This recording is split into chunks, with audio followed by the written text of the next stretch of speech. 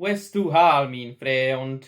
Hello there, friends, and welcome to another video. Now, in the last month, I've made several video about the upcoming Amazon The Lord of the Rings TV show and why I think it's not going to be a tremendous success. Quite the opposite, actually. Why I think it's going to be a disaster.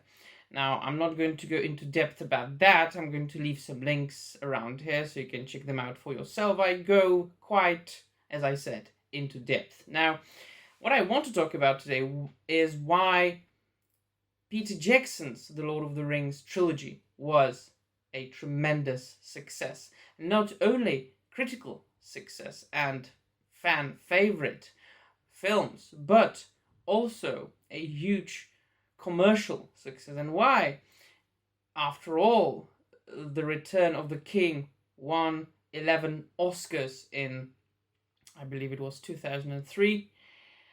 So, what is important about every single film that was based on a book or comic book on another medium is that you can never, ever be 100% faithful to the original material as far as the different facts, the characters, the happenings in that particular piece of art go.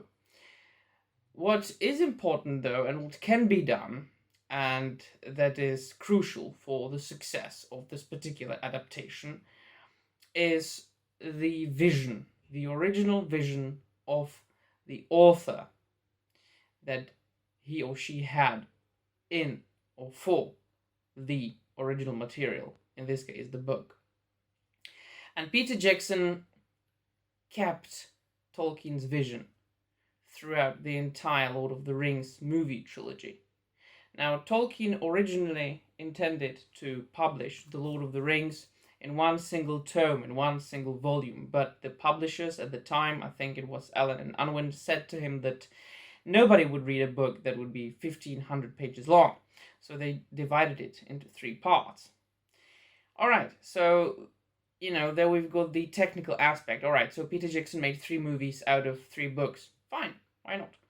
But putting aside the fact that Tolkien created his own world and his own stories because he loved languages and he was a master linguist and a philologist, and he wanted and did indeed create his own artificial languages, and for this purpose he needed some people to talk with use the languages. So he created peoples of Middle Earth, or Arda, to speak his languages, like Sindarin, all the Elvish languages, the Dwarvish languages, and so on and so forth. But he was also very much in love with the ancient European myths and legends, the Norse mythology, the Scandinavian history, his own English history. He was very much a patriot. He was an Englishman. He was born in South Africa, which was at the time British colony. But then, when he was about 5 years old, he moved to England with his mother, and he grew up there, and he lived his entire life there. And he was, as I said, very much a patriot. And he did realize that England, I'm not talking about Britain, but England specifically, did not have, or doesn't really have, any native old stories and legends, or as much as Scandinavia has, for example. Beowulf comes originally from Scandinavia. King Arthur isn't English. King Arthur is Welsh / Norman, French, a mixture of it. So a lot of, and the same thing can be said about Robin Hood, for example. The ballads of Robin Hood came from France. So a lot of stories, a lot of legends and folklore that is considered to be English has been naturalized over time, but comes from different places. And Tolkien, being a professor at Oxford, he knew it. So he wanted to create his own mythology for England. He created the Lord of, not only the Lord of the Rings, but his Arda stories. He started with the Silmarillion, which he never finished quite, but his son Christopher of course, put it together in some form and then published it posthumously. So, The Hobbit and The Lord of the Rings, and then The Silmarillion, The Unfinished Tales, and so on and so forth, are only a part of his entire vision, of his huge conglomerate of stories that were based on the ancient Europe, more specifically Western and Northern regions of Europe, like England and Scandinavia. And he also wanted to write, and that is the most important for the adaptation here, an epic story that would hold the attention of a reader for a considerable amount of time. So The Lord of the Rings is an epic story, very close to his favorite, say, Beowulf. It is an epic story about a war for the ring. It's basically a war book. And it is an epic story about a journey, about a group of people, humans, elves, hobbits, wizards, dwarves, going to war to save the world, basically. And Peter Jackson did that. So, putting also aside the fact that he did The Lord of the Rings masterfully as far as the cinematography goes, as far as the casting goes, as far as the translation of the books into the script, he is a very good movie maker. That is the most important thing. He is a tremendously good movie maker. He's got the talent. He works hard. He is just very, very simply said, he is a skilled movie maker, Peter Jackson. But also, he is a lifelong fan of Tolkien, and he understands Tolkien's vision. So even if Peter Jackson changed many things in his films from the original material, so he left out some things, like Tom Bombadil, because it doesn't really move the story anywhere.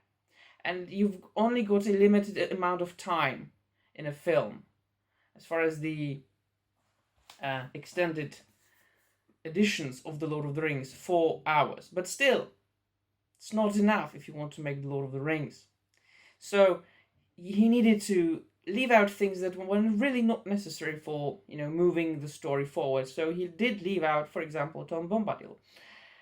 He added some things or changed some things to grasp the attention of the spectators, to further awaken some emotions in them. So, for example, in the Two Towers, the elves don't come to aid the Rohirrim at Helm's Deep in the books. They don't.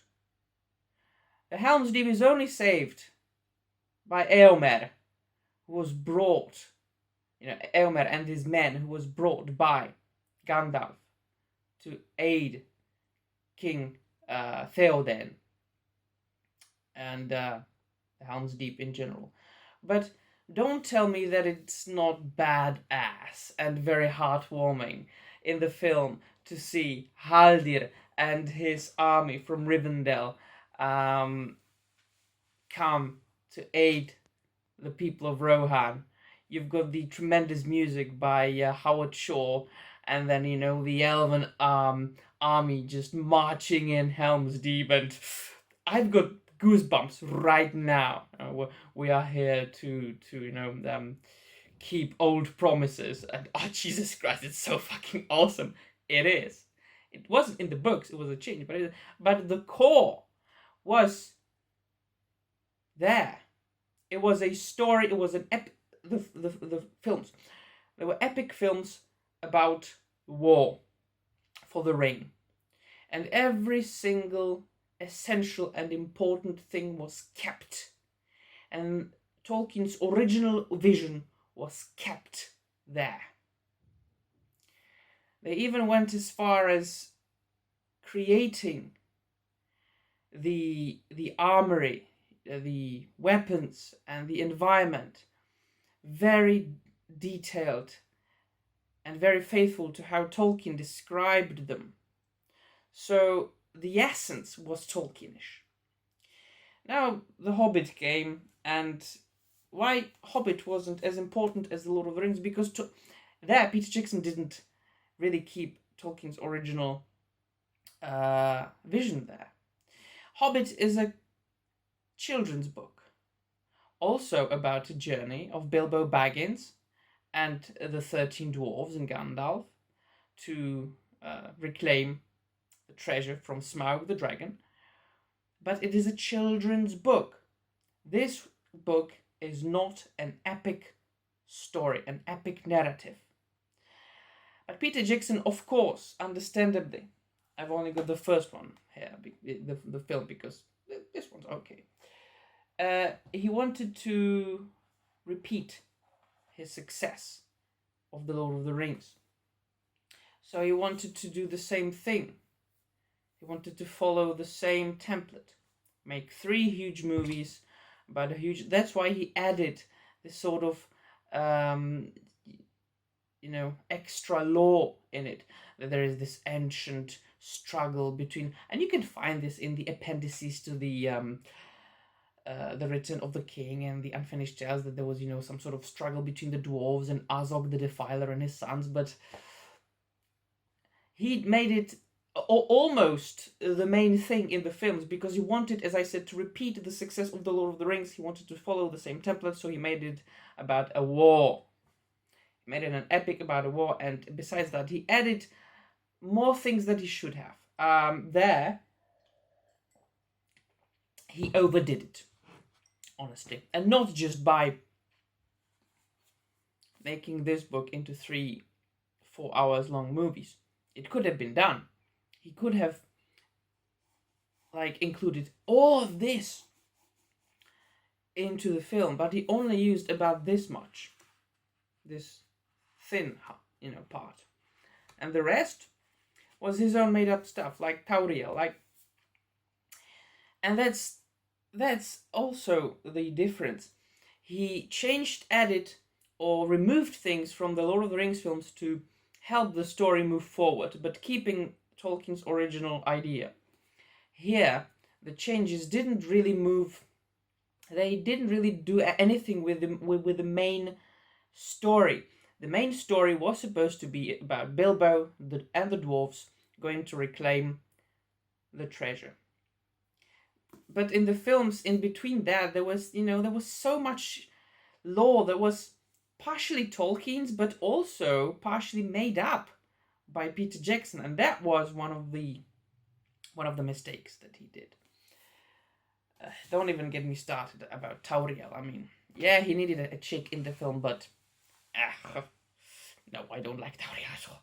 So, and then we've got the Amazons, The Lord of the Rings. Once again, there are going to be some links, and I will also provide links to those videos in the description down below so you can check them out. I think the Amazons, The Lord of the Rings is going to be as far from Tolkien's original vision as possible, and that is my prediction, that it will be a complete and utter disaster. So that will be all from me, my friends. Let me know in the comments down below if you agree with me, or if your opinion differs in any way, if you share my opinions about why the Lord of the Rings movies were as successful as they are, and why Hobbit wasn't so much. And after you check my Amazon Lord of the Rings videos, why they are going to be, the show, why it's going to be such a disaster. And of course, because YouTube is not very nice towards free speech and creative and free speech oriented YouTubers such as I am, and they are messing up with the algorithm. Do not forget to like this video if you liked it, or dislike this video if you didn't like it, and subscribe to this unimportant channel of an unimportant geek talking about unimportant things. That will be all from me. Thank you very much for watching. See you soon, and Namarie.